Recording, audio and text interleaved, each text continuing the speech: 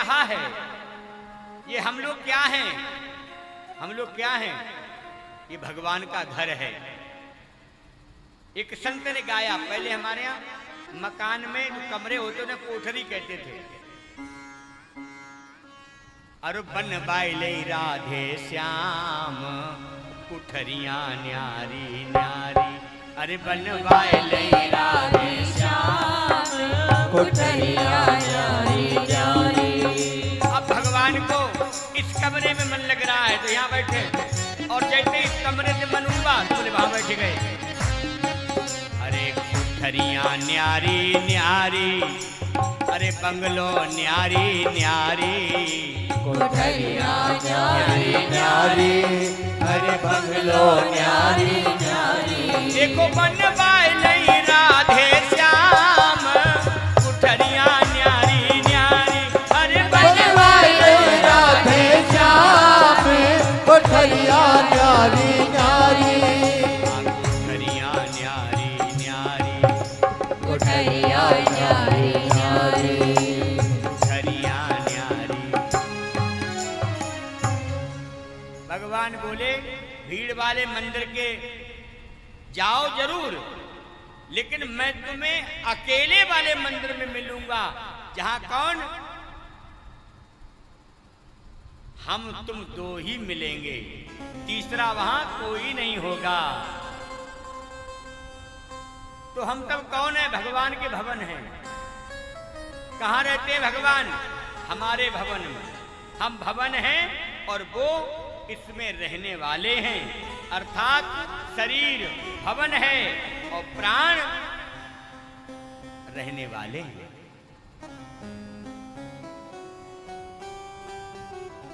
मेरे प्यारे श्रोताओं,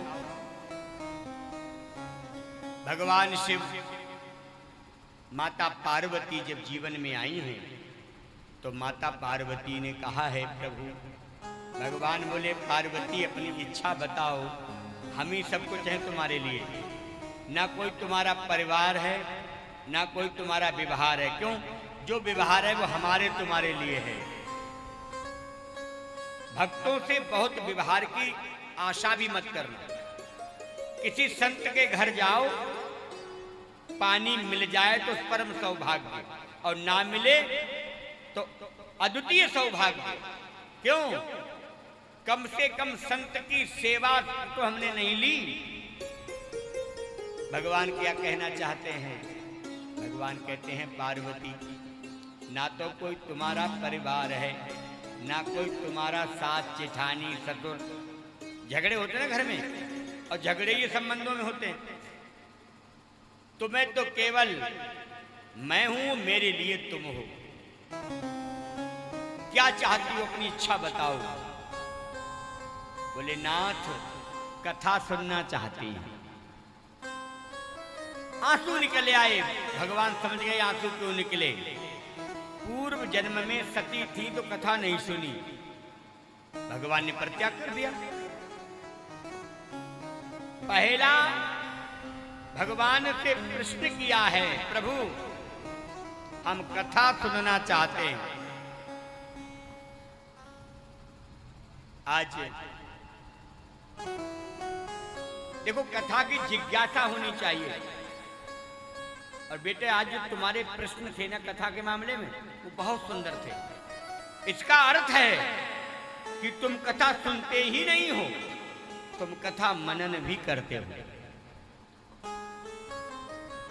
और कथा सुनने वाले तो श्रोता बहुत मिलेंगे, मनन करने वाला मिल जाए तो भगवान को भी आना पड़ेगा। ऐसा कौन सा यत्न हो जो भगवान से और ज्यादा नजदीकियां बढ़े?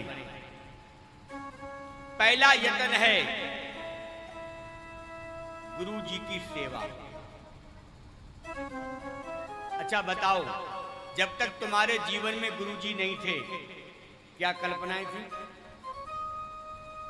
क्या संकल्प थे? व्यापार बढ़ाऊंगा, परिवार बढ़ाऊंगा, संपत्ति बढ़ाऊंगा और फिर मर जाऊंगा। एक दिन मरना सबको है। अब क्या है? मरना और जन्म लेना ये भगवान जाने। हमें तो भगवान के सामीप्य जाना है, भगवान से हमारा आंतरिक वाला संबंध हो जाए, उसके लिए कौन सा यत्न करना है। अच्छा बताओ, इसमें कोई घर छूट रहा है, व्यापार छूट रहा है, परिवार छूट रहा है? सबके साथ रहकर आप भगवान से सामीप्यता कर सकते हैं। और भगवान की प्रसन्नता का लक्षण है, क्या लक्षण है? भगवान की प्रसन्नता का लक्षण है कि तुम्हारे जीवन में संत आना और फिर भक्तिमय चरित्रों का श्रवण कराना, ये दो लक्षण हैं। याद रखना, भगवान भी सबका हाथ नहीं पकड़ते हैं। कथा करा लेना अलग विषय है, और कथा को जीवन में ले आना ये अलग विषय है। तुम कितनी कथा सुनो, पड़ेगा थोड़ा फर्क पड़ेगा। और कथा तुम्हारे अंदर उतर जाए तो तत्काल तुम्हारा जीवन परिवर्तित हो जाएगा, लोगों के लिए नहीं होगा। लोग तो तुम्हारा उपहास भी कर सकते हैं, अरे कथा कराई तब से बड़ा लंबा टीका लगाने लगा, देख लो भगत हो गया है। नहीं, याद रखना, समझ लो लोग तुम्हारे बारे में चर्चा करने लगे तो आप निश्चिंत हो जाओ, जो मैं कर रहा हूं वो दिशा मेरी सही है। और जिसके करने के बाद लोग चर्चा ना करें तो समझो तेरे करने पर लोगों पर कोई प्रभाव नहीं पड़ा। और मैं तो कहता हूं प्रभाव दुनिया पर पड़े या ना पड़े, मेरे गोविंद पर प्रभाव पड़ जाना चाहिए। और गोविंद पर प्रभाव पड़ने का एक ही प्रमाण है कि मेरा मन अब केवल गोविंद की चर्चाओं में ही घूम रहा है।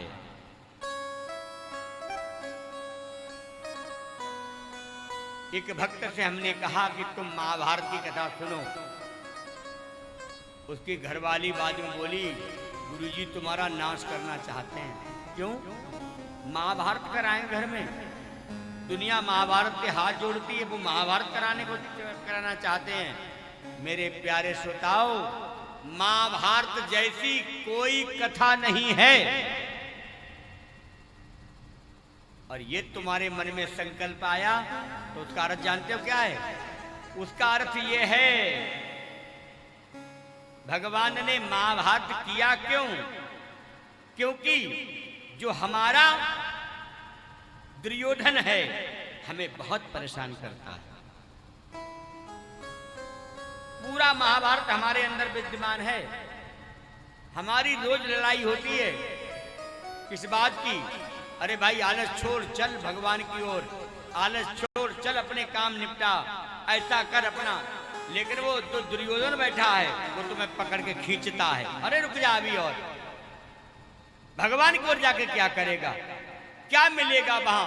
अगर दुनिया में मिलना है कुछ तो संसार में ही मिलेगा। प्यारे श्रोताओ, संसार में क्या मिलेगा?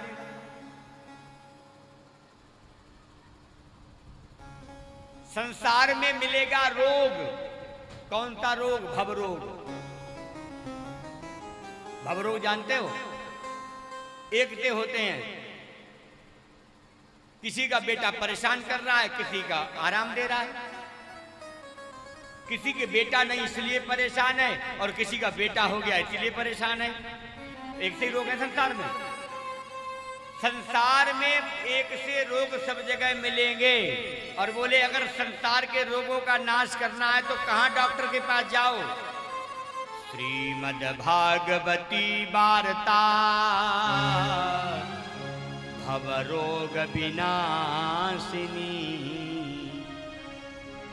जो संसार के रोग हैं उनका नाश कर देती है कथा। भगवान कहते हैं तुझे किसकी जरूरत? एक बात और याद रखना, हम लोग कई बार व्याख्या करने लगते हैं डाउन होके बजाओ, आवाज दबाए। हम लोग कई बार व्याख्या कर लेते हैं, देखो ना उसका बेटा उसे कितना परेशान कर रहा है। मैं शास्त्र आज्ञा बताता हूं, जिसका बेटा किसी को परेशान कर रहा है अपने पिता को, उस पर चतुर्भुज भगवान की प्रत्यक्ष कृपा है। अगर आपका बेटा परेशान नहीं कर रहा है तो परमात्मा की ओर जब जाओगे तो बेटा सामने खड़ा हो जाएगा। नहीं समझे? बेटा ज्यादा प्रेम करेगा, ज्यादा सेवा करेगा, घर छूटेगा, और बेटा परेशान करेगा तो छूट जाएगा, क्योंकि एक दिन घर ही नहीं, ये घर भी छूटना है। जब संसार छूटना है तो बोले कब तक परिवार में रहें? जब तक पुत्र का पैर पिता के पैर में ना आ जाए। ये शास्त्र क्या है?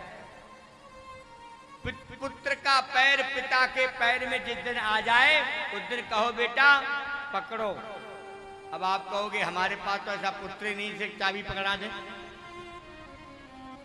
तो समझ लो गलती किसी और की नहीं, आपकी है। आपने पुत्र को इस योग्य क्यों नहीं बनाया जो तुम्हारा भावी प्रतिनिधित्व करने वाला हो?